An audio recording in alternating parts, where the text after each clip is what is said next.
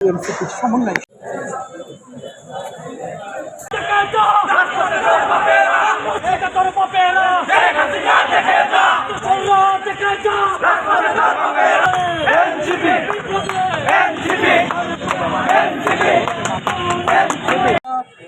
চক্রান্ত করছে, ষড়যন্ত্র করছে, তাদের একটা আমরা আস্ফালন দেখতে পাচ্ছি। এবং এরকম একটা প্রোগ্রাম যা সাংগঠনিক ইন্টারনাল প্রোগ্রাম একটা অডিটোরিয়ামের ভিতরে হচ্ছে, সেখানেও যখন অডিটোরিয়ামের পাশে ককটেল বিস্ফোরণ হতে পারে, আমরা আমাদের জায়গা থেকে মনে করি যে বাংলাদেশের বর্তমান নিরাপত্তার সাথে সংশ্লিষ্ট অন্তর্বর্তীকালীন সরকারের যারা দায়িত্বে আছেন, স্বরাষ্ট্র মন্ত্রণালয় থেকে শুরু করে বিভিন্ন এজেন্সি যারা আছেন, তারা তাদের জায়গায় যতটুকু তাদের এখানে অ্যাক্টিভ থাকার কথা ততটুকু হয়তো তারা এখন থাকছেন না।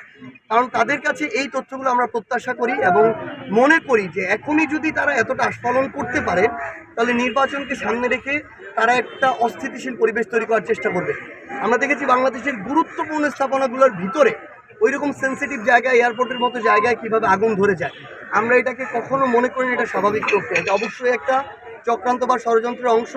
আমরা অন্তর্বর্তীকালীন সরকারকে অনুরোধ করব তার এই নিরাপত্তা সংশ্লিষ্ট সকল বাহিনী এজেন্সিকে তারা যেন ওই রকম স্ট্রং নির্দেশনা দেন যে এই ধরনের ফ্যাসিস্টদের বা তাদের দোসরদের কিংবা ষড়যন্ত্রকারীদের এই আস্ফালনকে বন্ধ করতে হবে।